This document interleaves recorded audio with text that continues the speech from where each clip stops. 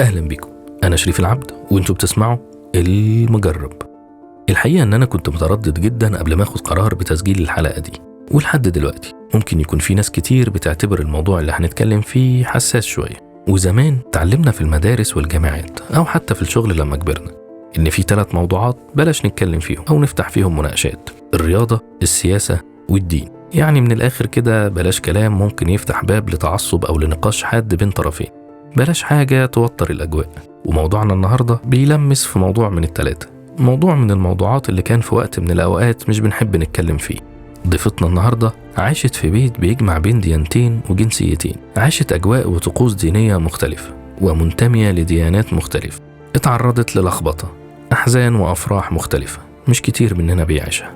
مش عايز أقول كلام كتير ولا كلام كبير، ولكن تجربة النهاردة هي رسالة جميلة متسامحة متقبلة للآخر ومتفتحة ورائعة، ومليانة دروس وعبر ورسائل لناس كتير ممكن يكون عقلها لسه قاعد في الأوقات اللي ما كناش نحب نتكلم فيها في المواضيع دي. ولو أنت من الناس اللي لسه مش بتعرف تتقبل الآخر في المجتمع، فيا سيدي الفاضل أنا جايب لك مجرب عاش مع الآخر في بيت واحد وتحت سقف واحد، مش بس في مجتمع واحد. تجربة النهاردة أزعم إنها ملهمة في محطات كتير منها.